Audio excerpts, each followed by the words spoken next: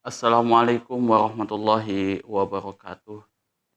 Innal hamdalillah nahmaduhu wa nasta'inuhu wa nastaghfiruh wa na'udzubillahi min syururi anfusina wa min sayyiati a'malina.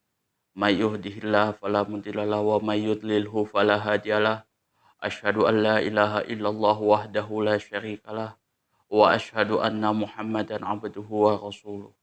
Allahumma sholli ala sayyidina Muhammad wa ala ali sayyidina Muhammad kama shallaita ala sayyidina Ibrahim wa ala ali sayyidina Ibrahim wa barik ala sayyidina Muhammad wa ala ali sayyidina Muhammad kama barakta ala sayyidina Ibrahim wa ala ali sayyidina Ibrahim fil alamin innaka Hamidum Majid.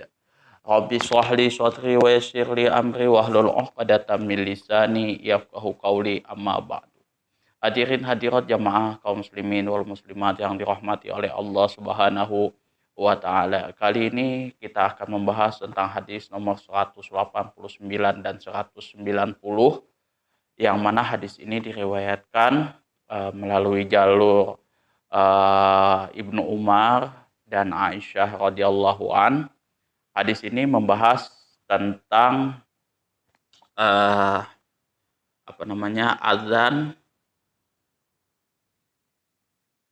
yang dilakukan di zaman Rasulullah Shallallahu Alaihi Wasallam. Jadi kalau di Arab Saudi itu azannya 2 kali, itu dalilnya seperti apa? Nah ini akan kita bahas di hadis ini, hadis 189 dan 190, yang mana kalau di zaman Rasulullah itu ya, kalau misalkan untuk mengingatkan orang azan sholat tahajud, kemudian sahur, nah itu azannya dilakukan 2 kali. Jadi yang pertama itu azan tahim, yang dimaksudkan itu tahim. Yang kedua adalah azan subuh, yaitu nanti kalau misalkan di bulan puasa itu kita tidak boleh makan dan minum. Nah, biasanya kalau azan tahim itu orang yang sudah ibadah, yang sudah sholat tahajud itu nanti bisa istirahat sebentar, menunggu waktu sholat subuh. Nah, baru dia kembali lagi melakukan aktivitas sholat subuh. Nah, memang ada pergeseran makna khususnya di kalangan umat Islam di Indonesia. Kalau yang namanya tahim itu assalatu wassalamu alaih. Nah, seperti itu. Itu tahim, pengertian tahim di Indonesia. Jadi sebelum azan itu ada sholawat sebelumnya kayak gitu. Jadi kalau tidak salah itu 10 menit apa 5 menit kah itu. 15 menit sebelum azan, nah ada tahim. Kalau di zaman Rasulullah SAW itu tidak ada. Yang namanya tahim itu adalah azan yang dilakukan pada waktu subuh, pada waktu subuh untuk menandakan bahwa seseorang tersebut bisa boleh makan sahur, kemudian dan orang yang belum sholat tahajud bisa melakukan sholat tahajud. Itu pengertian daripada tahim itu sendiri. Nah, ada perbedaan pandangan di kalangan ulama-ulama, terutama yang saya dengar itu ustadz-ustadz di Indonesia.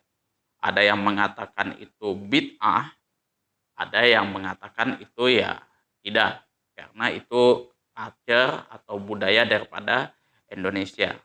Nah, kalau di Indonesia ya itu setahu saya itu ya umum lah sudah dilakukan tahim, beduk, baru azan.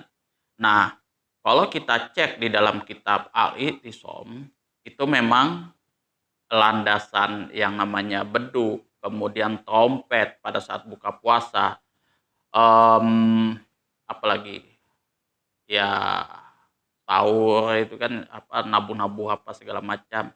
Itu tidak ada landasan yang pasti di dalam Al-Qur'an dan Sunnah, dan syariatnya pun juga tidak seperti itu, ya, seperti itu. Jadi kalau misalkan sahur sahur tuk tuk tuk tuk tuk tuk tuk tuk di jalan-jalan seperti itu, nah itu tidak ada,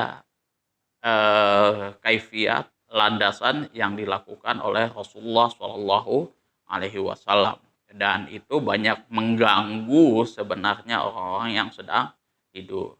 Nah, yang paling pas itu adalah azan pertama kalau kita mau tahajud atau sholat subuh itu atau sahur, azan pertama, tahim, kemudian baru azan yang kedua dilakukan untuk sholat subuh. Memang ketika budaya ini kita terapkan di Indonesia agak shock. Memang kalau orang Indonesia, oh sudah azan kah ini kok ini kan apa orangnya nggak ngigau dan lain sebagainya. Seperti itu kan anggapan orang. Tapi ya mungkin kalau kita bisa sosialisasikan terus seperti ini, maka itu akan terbiasa pastinya. Ketimbang kita di situ beduk, kemudian apalagi ya hal-hal yang memang tidak ada landasannya di dalam Al-Qur'an dan hadis. Seperti itu. Jadi kalau misal dulu saya waktu masih diskusi masalah ini, itu ya dalil yang mereka ketengahkan ke saya cuman ini budaya Indonesia seperti itu. Yang mana budaya Indonesia sendiri pun jauh untuk apa jauh kategorinya kalau misalkan kita jadikan itu sebagai hujah itu. Kalau contoh budaya apa amalan-amalan orang ahli Madinah saja yang sempat dikatakan oleh Al-Imam uh, Imam Malik Imam Malik bin Anas waktu itu mengatakan bahwasanya amalan ahli Madinah itu bisa dijadikan hujah dan itu ditolak oleh mayoritas ulama. Nah, salah satu ulama yang menolak pada saat itu yang menolak keras itu Al-Ais bin Sa'ad. Nah, karena apa? Amalan-amalan di negara manapun itu tidak ada yang bisa dijadikan hujah kalau uh, itu nanti potensinya ya akan bisa jadi di situ potensinya itu kemasukan bid'ah, kemasukan hal-hal yang tidak sesuai dengan syariat agama Islam. Itu. Jadi semuanya itu kalau ulama-ulama zaman dahulu itu amalan-amalan orang-orang manapun pasti ditelusuri, dikritisi dan lain sebagainya, diteliti sedetail mungkin. Makanya ya kalau misalkan Indonesia, amalan-amalan orang Indonesia, culture Indonesia itu dikritisi oleh orang-orang di luar daripada Indonesia, ya kalau saya bilang itu wajar-wajar saja dan itu apa ya sangat sangat ini sih apa ya kalau kalau kita baper itu sangat-sangat disayangkan hal seperti itu. Salah satunya yang saya dengar itu adalah Dr. Rozemi Ramli, kemudian Dr. Muhammad Asri Zainul Abidin dan hujah yang beliau utarakan itu sangat kuat. Oke, kita bacakan hadisnya. Wa ani bin Umar wa Aisyah radhiyallahu anhum qala Rasulullah sallallahu alaihi wasallam inna bilalan yu'adzinu bilailin fakulu washrabu hatta yunadiya ibnu ummi maktumin wa kana rajulan a'mala yunadi hatta yuqala lahu asbahta muttafaqun alaih wa fi akhirih idrajun wa an ibni Umar wa Aisyah radhiyallahu anhum, daripada Ibnu Umar dan Aisyah radhiyallahu anhum, semoga Allah meridhoi atas mereka, qala, keduanya telah berkata, qala Rasulullah sallallahu alaihi wasallam, telah bersabda Rasulullah sallallahu alaihi wasallam, inna Bilalan, sesungguhnya Bilal yu'adzinu, mengumandangkan azan, bilailin, pada malam hari, fakulu wasrobu, maka makanlah dan minumlah. Di sini fakulu wasrobu, di sini artinya makanlah dan minumlah. Nah, ini dilakukan pada Bilal mengumandangkan azan pada malam hari di waktu bulan Ramadan ini, posisinya makan sahur. Hatta yunadia Ibnu Ummi Maktumin, sampai Ibnu Ummi Maktum mengumandangkan azannya. Wakana rojulan a'ma, yang mana Ibnu Ummi Maktum itu adalah seorang laki-laki yang berkebutuhan khusus atau tunanetra. La yunadi, dan tidak menyerukan azan, dan beliau tidak mengumandangkan adzan, hatta yuqala lahu, sampai seseorang mengatakan kepadanya, asbahta, asbahta, engkau telah berada di pagi hari, engkau telah berada di pagi hari. Artinya sholat subuh sudah masuk, sholat subuh sudah masuk, seperti itu. Muttafaqun alaih, hadis ini diriwayatkan oleh Imam Bukhari dan Muslim melalui jalur sahabat yang sama. Wa fi akhirih idrojun, dan di akhir hadis ini terdapat idroj. Idroj itu apa? Sisipan kata. Jadi sisipan kata. Jadi ada tambahan kata sebenarnya yang masuk di sini, yaitu wa kana rajulun a'ma la yunadi hatta yuqala lahu. Jadi Ibnu Umar di sini menambahkan matan hadis ini dengan kata wakana rojulun akma di sini. Ini sih sebenarnya tidak bermasalah ya, tidak bermasalah karena jujur aja maksud daripada Ibnu Umar menyisipkan kata wakana rojulun akma di sini untuk menjelaskan kondisi daripada Ibnu Ummi Maktum, seperti itu. Jadi dia tambahkan di situ keadaan daripada Ibnu Ummi Maktum itu adalah seorang laki-laki yang berkebutuhan khusus tunanetra. Yang mana ini juga yang menjadi landasan hukum. Apakah seorang tunanetra tersebut boleh mengumandangkan azan atau tidak?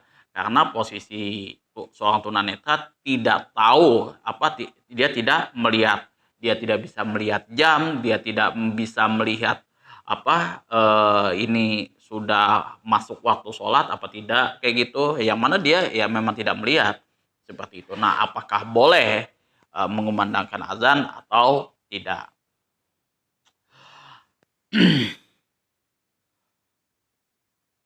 Makna keseluruhannya adalah sebagaimana disyariatkan azan untuk memberitahukan masuknya waktu sholat, sekaligus menyeru kaum muslimin agar menghadiri sholat berjamaah. Jadi maqasidus syariah daripada azan itu sendiri adalah untuk memberitahukan masuknya waktu sholat dan sekaligus menyeru kaum muslimin agar menghadiri sholat berjamaah. Dan juga disyariatkan seruan lain untuk membangunkan yang tidur hingga ia bangun, lalu mengerjakan sholat tahajud, dan untuk membangunkan orang yang tertidur sehabis sholat semalaman untuk mempersiapkan diri menghadapi sholat fardu subuh. Jadi yang namanya azan itu sendiri ada beberapa fungsinya. Satu, memberitahukan masuknya waktu sholat, sekaligus juga menyeru kaum muslimin untuk menghadiri sholat berjamaah. Yang selanjutnya di sini juga untuk membangunkan seseorang melakukan sholat tahajud, ya, atau juga membangunkan orang yang tertidur sehabis sholat semalaman untuk mempersiapkan diri menghadapi sholat subuh. Nah, biasanya juga kalau di bulan Ramadan ini untuk memberitahukan orang-orang bahwa waktu waktu sahur telah tiba. Jadi ini sudah masuk waktu sahur, jadi teman-teman eh, orang-orang Islam pada zaman Rasulullah itu makan, minum, ya kan, sahur seperti itu. Nah, baru azan kedua yang dilakukan oleh Ibnu Umi Maktum, nah itu baru tidak ada lagi makan dan minum, dan itu masuk pada waktu sholat subuh. Nah, azan yang dinamakan azan yang pertama itu namanya adalah tarhim. Tidak mengharamkan makan dan minum bagi orang yang hendak berpuasa. Bahkan ia boleh makan sahur pada saat itu. Jadi pada saat azan pertama, tarhim yang dinamakan tarhim itu kita boleh makan dan minum. Di waktu itulah kita makan dan minum. Serta untuk memperingatkan orang yang semalaman sholat sunat agar ia beristirahat tidur sebentar selama sholat subuh belum tiba waktunya. Jadi orang yang semalaman sudah ibadah, sudah sholat tahajud itu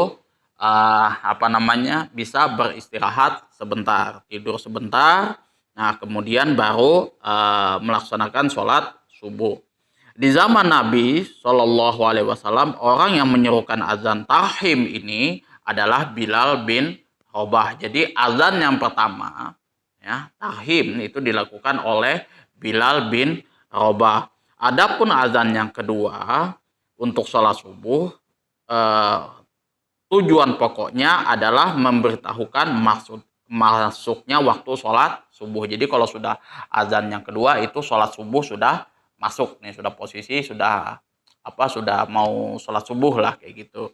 Kemudian orang yang bertugas menyerukan azan subuh di sini adalah Ibnu Umi Maktum. Jadi kalau di waktu di waktu pagi itu, ya, di waktu pagi itu ada dua orang yang mengumandangkan azan.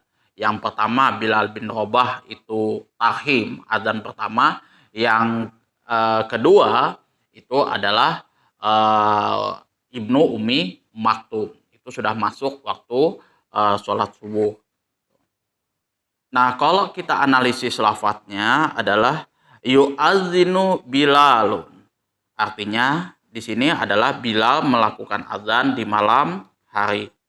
Nah, riwayat Bukhari telah menerangkan bahwa makna yang dimaksud ialah seruan sebelum sholat subuh atau dikenal dengan istilah azan pertama, yaitu tarhim. Nah, tarhim ini sendiri memang sudah berbeda konteksnya ya kalau di Indonesia. Kalau tarhim di Indonesia itu berbeda. Tapi kalau yang namanya aslinya tarhim itu adalah azan yang pertama yang dikumandangkan oleh Bilal bin Rabah. Nah, ini dasarnya ya. Kalau misalkan teman-teman bisa cek itu di hadis nomor 189 dan 190 yang diriwayatkan oleh Ibnu Umar dan Aisyah. Jadi dua orang itu yang melakukan azan pada saat itu.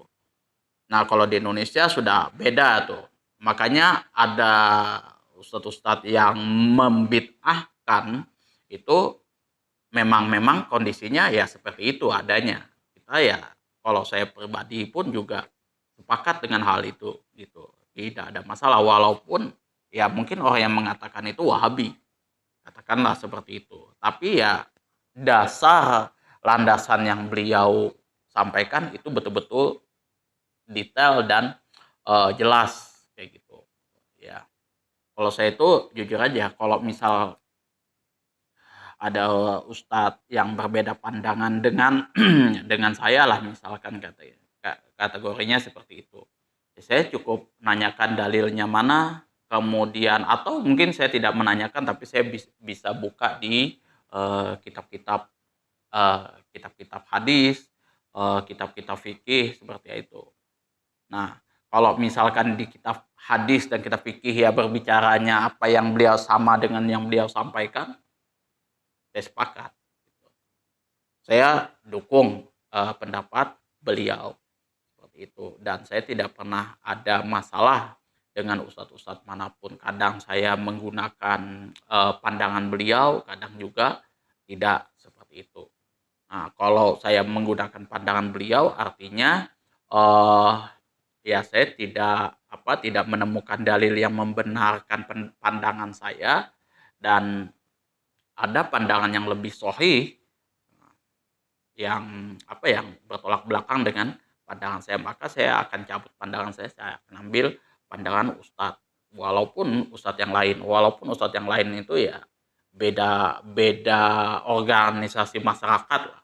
Misal saya orang NU, misal Ustadz Khalid Basalamah adalah orang Wahabi, katakanlah seperti itu. Tapi kalau misalkan saya yang salah, pandangan beliau lebih sahih, ada dalilnya dan lain sebagainya, saya ikut pandangannya Ustadz Khalid Basalamah seperti itu. Begitu juga ustadz-ustadz yang lain.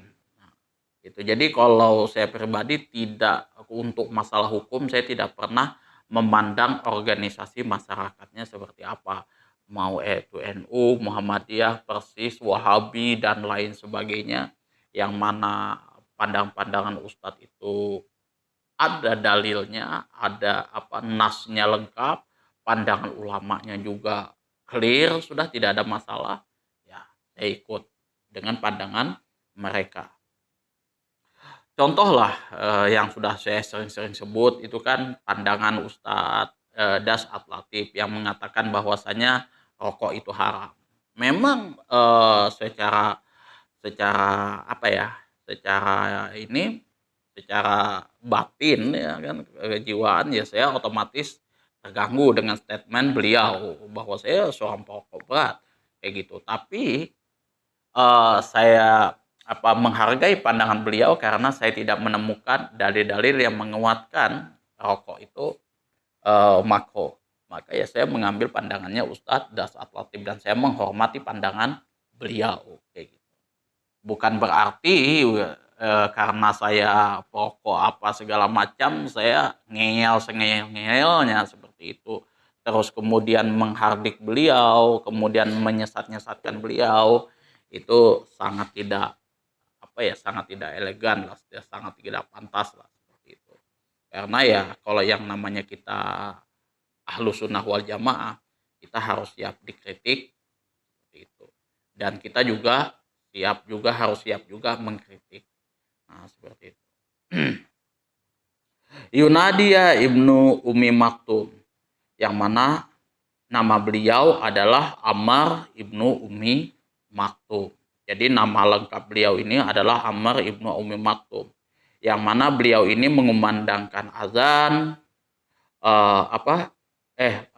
beliau ini mengumandangkan azan di zaman Rasulullah Shallallahu Alaihi Wasallam. Jadi ada beberapa muadzin yang ada di zaman Rasulullah Shallallahu Alaihi Wasallam. Salah satunya adalah Ammar Ibnu Umi Maktum. Nama asalnya ialah Zaidah Ibnu Jundub Al-Amiri. Sedangkan ibunya bernama Atikah binti Abdullah. Ia adalah seorang tunanetra, merupakan juru azan Rasulullah Shallallahu Alaihi Wasallam. Nah, kemudian berkenaan dengan beliaulah turunnya surat Abasa wa Tawalla. Jadi gini, Abasa wa Tawalla ini kalau mungkin teman-teman tahu, ini adalah sejarah ketika Rasulullah SAW waktu itu mengindahkan seseorang yang berkebutuhan khusus. Nah, kemudian lebih fokus sama orang, waktu itu ada orang yang terpandang kalau nggak salah Abu Jahal, kalau tidak salah waktu itu. Karena Rasulullah ini fokus sama kalangan bangsawan ini tadi, karena memang kalau misalkan ini masuk Islam nih, kelar sudah kan istilahnya. Itu menurut pandangan Rasulullah SAW. Nah, waktu itu Ammar Ibnu Umi Maktum ini datang ingin kalau tidak salah tuh menanyakan sesuatu kepada Rasulullah SAW, dan Rasulullah SAW waktu itu mengindahkan, maka turunlah surat Abasa wa Tawalla, dan beliau inilah salah satunya beliau inilah orangnya. gitu. Jadi muazin yang dipercaya oleh Rasulullah Shallallahu Alaihi Wasallam, dan beliau ini tunanetra ya, orang yang berkebutuhan khusus. Nah, dia ini termasuk muhajirin pertama, pernah diangkat menjadi wakil Rasulullah untuk Madinah sebanyak 13 kali sebagai imam sholat ketika Rasulullah bepergian dalam peperangan. Jadi di peperangan, di saat Rasulullah melakukan keluar kayak gitu, perang. Jadi yang menggantikan itu sebanyak 13 kali imam sholat adalah Ammar ibnu Umi Maktum. Anas radhiyallahu an mengambil riwayat daripadanya. Jadi Anas bin Malik ini adalah sahabat Rasulullah juga. Ini mengambil riwayat daripadanya. Anas bin Malik ini adalah ibarat kata itu yang pengabdi lah, yang kalau dalam pengabdi lah, yang membantu Rasulullah Shallallahu Alaihi Wasallam mencucikan pakaiannya, menyiapkan segala apa-apa yang dibutuhkan oleh Rasulullah Shallallahu Alaihi Wasallam. Makanya Anas bin Malik ini punya sendalnya Rasulullah Shallallahu Alaihi Wasallam, dia pakai ketika Rasulullah sudah meninggal. Itu bukti kecintaan Anas bin Malik kepada Rasulullah Shallallahu Alaihi Wasallam. Tapi ya bukan berarti itu bukan berarti itu disunahkan, enggak kayak gitu. Cuman Anas bin Malik ini punya kedekatan emosional dengan Rasulullah Shallallahu Alaihi Wasallam. Jadi pakaian-pakaian Rasulullah, kemudian kebutuhan-kebutuhan Rasulullah itu dia siapkan semuanya. Dia punya seperti itu. Sendalnya Rasulullah dia ada.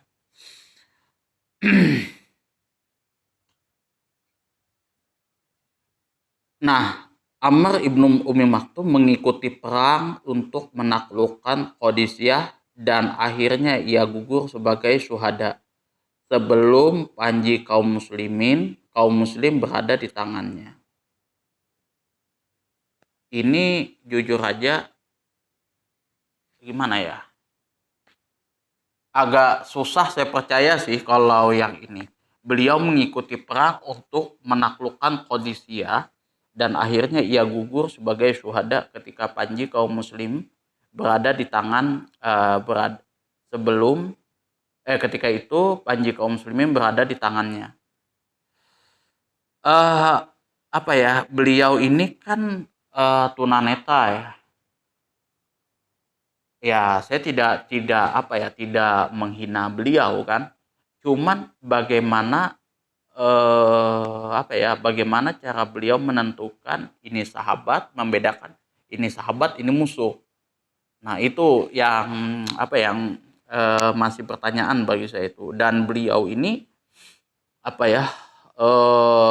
jujur saja mengikuti perang ini betul-betul luar biasa.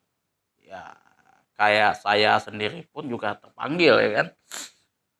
Seorang yang tunanetra bisa seproduktif itu gitu kan, bagaimana kita yang sehat walafiat ya kan, sampai terjun ke medan perang itu luar biasa banget itu. Karena kalau misalkan ya kita di jalan biasa kayak gitu, kayak beliau mengimami sholat, ya bisa ini ya kan, bisa dikasih tahu. Kayak misal beliau mengumandangkan azan. Nah, ada orang yang memberitahu asbahta masuk waktu sholat, nah beliau azan. Tapi kalau di peperangan ini kondisinya ya nggak sulit untuk ada pendampingnya seperti itu. Oh ini sahabat, oke. Oh ini musuhnya gitu. Sulit karena hitungannya ya hitungan detik aja kayak gitu, dan beliau melakukan hal itu, dan ini jujur luar biasa banget ini. La yunadi, tidak menyerukan azan sebelum diberitahukan kepadanya. Jadi hukum seorang yang berkebutuhan khusus terutama tunanetra itu wajib ada pendampingnya apabila mau mengumandangkan azan. Asbahta. Nah, biasanya yang dikatakan pendampingnya Ammar ibnu Umi Maktum ini adalah asbahta, engkau telah berada di pagi hari, yakni hari telah pagi atau telah masuk waktu subuh lah, katakan seperti itu. Maka beliau mengumandangkan azan. Wa fi akhirihi idrajun, di sini artinya adalah akhir sahanat ini terdapat idraj. Idraj ialah perkataan yang diselipkan di dalam hadis. Padahal perkataan itu bukan daripada sabda Rasulullah Shallallahu Alaihi Wasallam, melainkan perkataan Ibnu Umar, yaitu kalimat sedangkan ia adalah seorang laki-laki yang tunanetra. Ia tidak menyerukan azan sebelum dikatakan kepadanya engkau telah berada di pagi hari. Nah, ini adalah perkataan Ibnu Umar tentang kondisi Ammar ibnu Umi Maktum. Dan ini bukan daripada perkataan Rasulullah Shallallahu Alaihi Wasallam. Makanya ulama hadis memberikan gambaran bahwa hadis ini idraj, ada kata yang disisipkan, bukan dari perkataan Rasulullah Shallallahu Alaihi Wasallam. Dan tidak ada masalah karena sisipan di sini untuk menjelaskan bahwasanya keadaan Umi Maktum ini seperti ini. Dan itu sah-sah saja. Nah, kalau kita lihat fikih hadisnya adalah satu, boleh menjadikan dua muadzin dalam masjid, seorang demi seorang, karena dikhawatirkan akan mengganggu.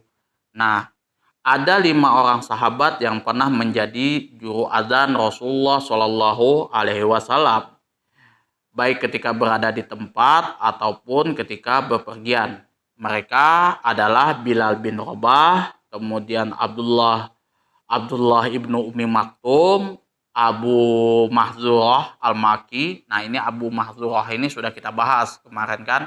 Beliau ini adalah seorang istilahnya kalau bahasa simpelnya yang sekarang itu seorang penista azan di zaman Rasulullah SAW beserta 9 orang kawannya. Jadi beliau ini adalah orang yang terakhir yang disuruh oleh Rasulullah mengumandangkan azan dan suara beliau bagus. Kemudian Sa'ad Al-Qurazi dan Zaid bin Ibnu Haris As-Sadai. Nah, jadi itu ya, Bilal bin Rabah, Abdullah ibnu Umi Maktum, Abu Mahzurah Al-Maki, Sa'ad Al-Qurazi, Ziyad bin Haris As-Sadai. Itu muadzin di zaman Rasulullah Shallallahu Alaihi Wasallam, yang mana mereka ini selalu siap siaga lah itu, baik pada saat Rasulullah ada maupun pada saat Rasulullah tidak ada. Nah, yang kedua disunahkan makan sahur. Jadi kalau misalkan azan pertama sudah dikumandangkan, maka sunnah kita melaksanakan makan sahur. Ini kalau kondisinya di bulan puasa.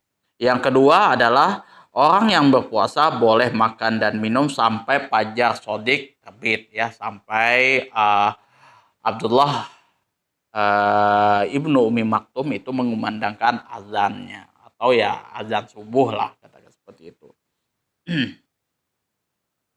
Nah, yang keempat, orang yang tunanetra boleh melakukan azan apabila mengetahui ketepatan waktunya, seumpamanya melalui orang yang berada di dekatnya yang memberitahukan datangnya waktu subuh, waktu sholat. Jadi begitu dia sampai di masjid, sudah ada beberapa orang yang yang mendampingi dia kan, misal azan sudah masuk waktu sholat.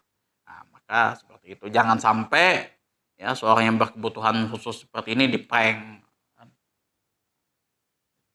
Nggak boleh. Ini kalau yang namanya masalah-masalah ibadah itu hal yang sakral yang tidak boleh dibercandain.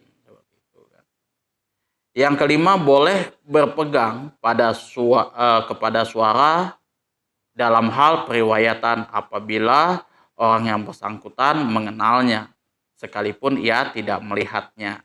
Jadi Dalam hal periwayatan, apabila orang tersebut bersangkutan mengenalnya, itu hukumnya adalah boleh sekalipun dia tidak melihat. Jadi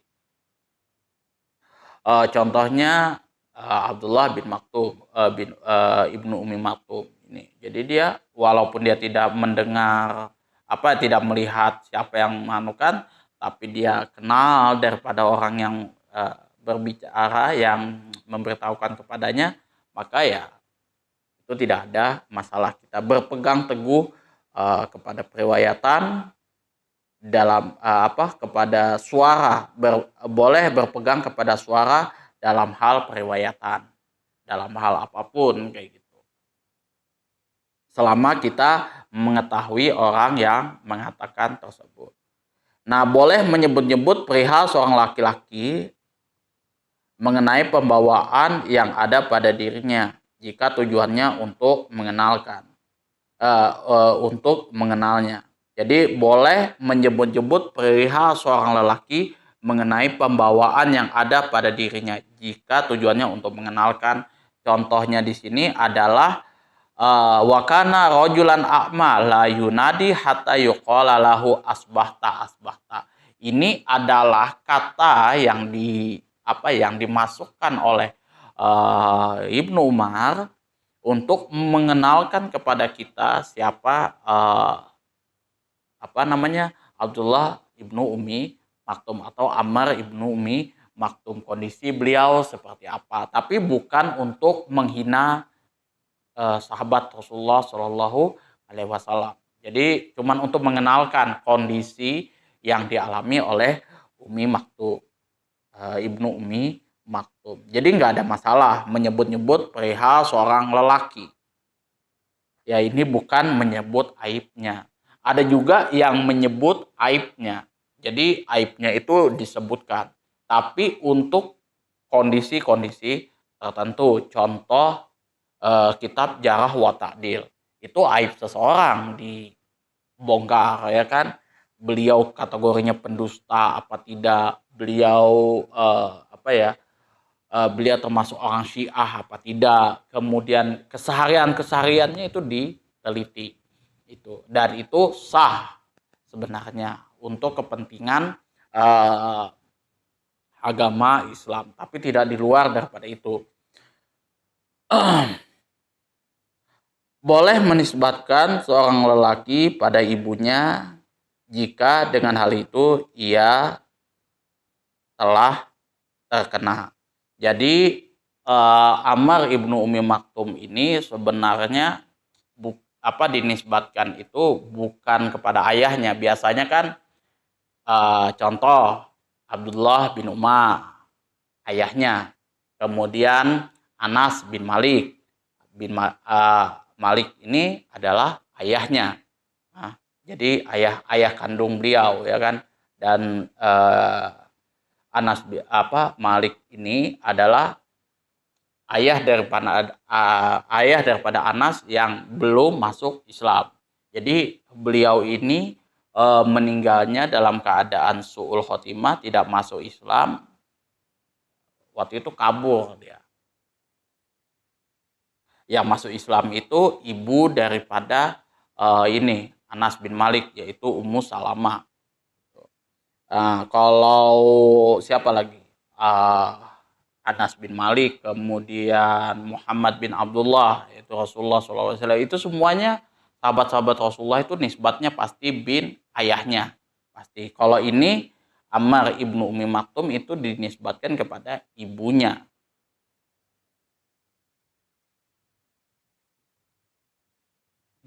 Boleh seperti itu jika hal itu ia telah terkena. Yang ke-8 disyariatkan azan pertama. Jadi yang disyariatkan itu adalah azan yang pertama. Jadi azan yang disyariatkan untuk memberitahukan orang bahwa ini sudah masuk sahur atau tidak. Seperti itu. Kemudian untuk memberitahukan seseorang supaya untuk melakukan sholat tahajud. Kemudian untuk memberitahukan seseorang supaya untuk beristirahat. Seperti itu. Itu azan yang pertama. Dan inilah yang dinamakan, yang dimaksud di dalam syariat agama Islam, yaitu tarhim, kan, tarhim. Jadi kalau ada yang mengatakan, wah ini kan sudah budaya daripada Indonesia Ustadz gitu kan, jadi sulitlah untuk dihilangkan.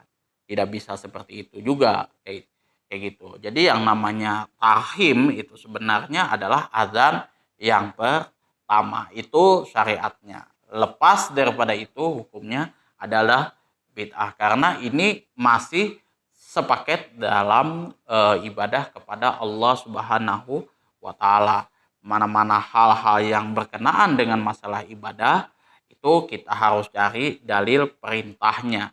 Nah, mana-mana perkara yang berkenaan dengan hal duniawi itu ya, duniawi maka yang kita cari adalah larangannya. Misalkan makan dan minum kayak gitu kan. Nah, kita nggak perlu mencari dalil perintahnya makan bakso apa segala macam. Tapi yang kita cari adalah larangannya. Nah, larangannya ini halal apa haram. Kemudian dagingnya sudah dimasak secara apa sesuai syariat Islam apa tidak seperti itu.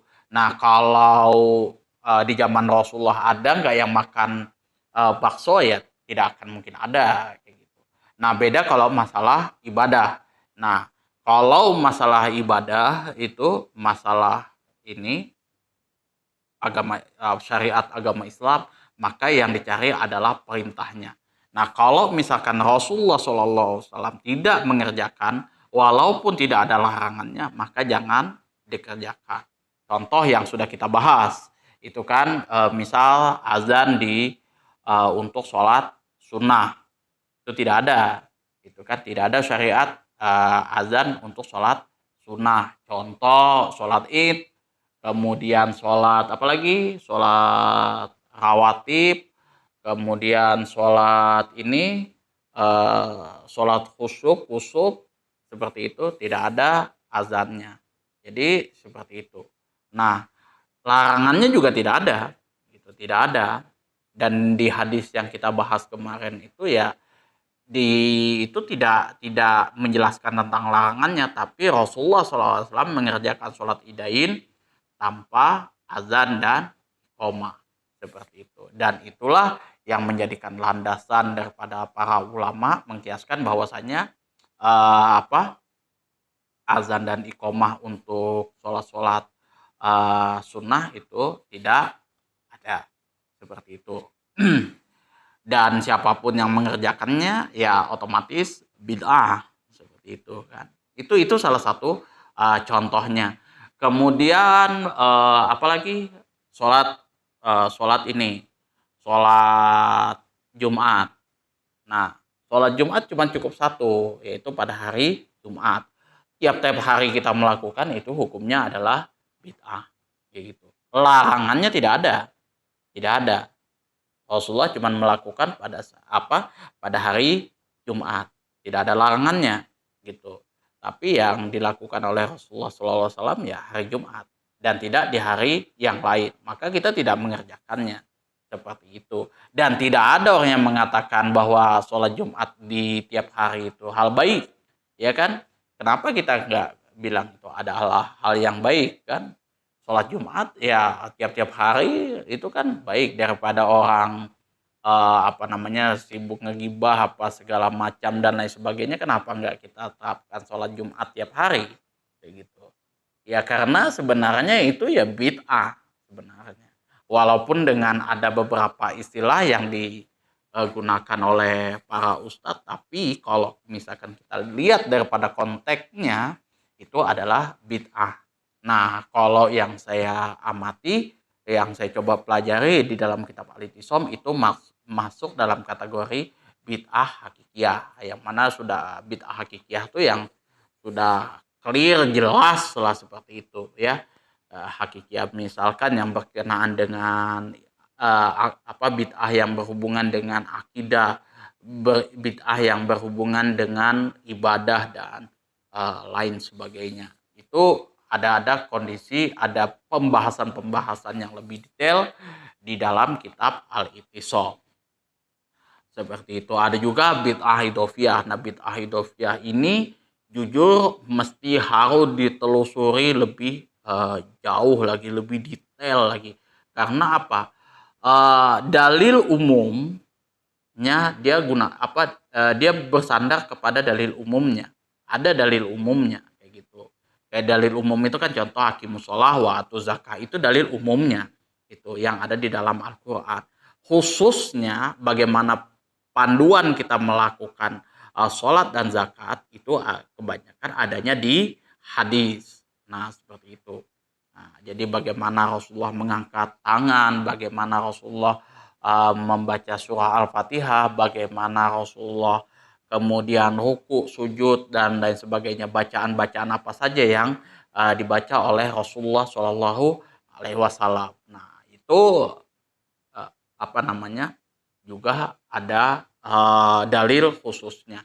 Nah, biasanya kalau misalkan ada dalil umum, tidak ada dalil khususnya, juklak apa ya istilahnya panduan untuk mengerjakannya, maka itu kondisinya uh, ya adalah ini apa namanya bebas ya, bebas untuk kita kerjakan seperti apapun bentuknya kayak contoh sodakoh ya kan sodakoh ya orang mau sodakoh misalkan iko-ikoyan misalkan mau bersodakoh dengan giveaway yang kayak gimana ya selama itu apa ya niatnya baik ya itu sodakoh tidak ada ketentuan-ketentuan khusus ya cuman berdasarkan daripada ini apa namanya dalil umumnya. Tapi kalau misalkan hal ini sudah ditarik menjadi suatu kayak misalkan syariat menyerupai syariat, ada ketentuan-ketentuan khusus di situ tidak ada dalil khususnya, maka itu yang dinamakan bid'ah idofiyah gitu ya. Jadi misal nih ya influencer kayak gitu kan, wah ayo teman-teman bersedekah yang banyak apa segala macam. Caranya apa? Misal ya kan giveaway, koyak-koyan dan lain sebagainya. Ini yang paling sunnah. Nah, itu sudah beda kondisinya. Itu sudah mencakup masalah bid'ah dan ya ini ya cuman segelintir daripada apa yang saya ketahui. Nah, teman-teman bisa cek atau bisa pelajari di dalam kitab Al-Ittisom yang lebih detailnya lagi seperti apa. Saya cuman hanya menjelaskan kulitnya saja seperti itu, menjelaskan kulitnya saja. Nanti ya kalau misalkan ada teman-teman yang pengen eh, mengadakan kajian yang lebih detail lagi masalah itu ya kan menjelaskan masalah bid'ah itu secara terperinci itu bisa bisa di saya juga pengen pengen tahu lebih dalam lah seperti itu. Nah biasanya kalau saya yang banyak banyak belajar itu dari Dr. Rozemi Ramli kajian ininya masalah bid'ah itu dari Dr. Rozemi Ramli itu detail beliau ringkas detail dan pemahamannya pun juga bagus seperti itu. Jadi dari berbagai macam sumber, salah satunya adalah kitab Al-Ittisom. Itu saja yang dapat saya sampaikan, kurang dan lebihnya saya mohon maaf yang sebesar-besarnya apabila ada kata-kata saya yang menyinggung. Dan di konten ini saya jujur saja mungkin untuk konten ini agak bersinggungan dengan amalan teman-teman semuanya. Saya yakin seperti itu, terutama dalam hal azan dan iqomah, beduk dan lain sebagainya yang sudah menjadi culture, kebiasaan, budaya, adat istiadat yang ada di Indonesia seperti itu. Dan saya mohon maaf yang sebesar-besarnya apabila ini ya mengganggu lah eh, teman-teman semuanya. Dan saya juga meminta ya kalau misalkan ada yang tidak sependapat dengan pandangan saya silahkan atur ininya dalil-dalilnya bisa seperti itu. Kemudian juga di konten ini pun saya cuman menjelaskan kesalahan-kesalahan yang mana yang harus bisa kita perbaiki tanpa menjatuhkan harkat dan martabat orang lain. Seperti itu. Saya tidak pernah istilahnya walaupun saya sebut nama kayak misalkan Ustadz Adi Hidayat, Ustadz apa segala macam saya sebutkan namanya, tapi ya itu sebenarnya ya hanya pembelajaran bagi kita semua kayak gitu kan. Pandangan beliau seperti apa kita bahas di situ. Kemudian pandangan Ustadz Latif seperti apa kita bahas sedikit seperti itu. Nah, supaya kita bisa paham kayak gitu landasannya seperti apa, perbedaan-perbedaan pandangannya seperti apa. Seperti itu. Kemudian ya itu ya. Kemudian juga saya butuh kritik dan sarannya untuk teman-teman ya, supaya channel ini bisa berkembang lebih besar lagi. Nah, kemudian terakhir siapapun yang saya sebut di konten video ini, baik itu ustadz-ustadz yang terkenal atau yang belum terkenal, youtuber-youtuber yang sudah ya, yang youtuber-youtuber lain, saya tidak ada niatan pansos ya. Saya tidak ada niatan pansos. Saya cuman biasanya sih sering meneliti saja gitu kan, why, kenapa kayak gitu kan. Biasa ada kasus, ada apa kayak gitu, kenapa seperti itu. Tapi ya lebihnya saya tidak akan bahas secara mendetail bahwa orang ini terkutuk dan lain sebagainya. Saya tidak di situ. Kalau misalkan ya salah ya saya katakan salah, kalau misalkan ini benar ya saya katakan benar, seperti itu saja. Sebatas itu saja. Akhirul kalam, wabillahi taufik wal hidayah. Assalamualaikum warahmatullahi wabarakatuh.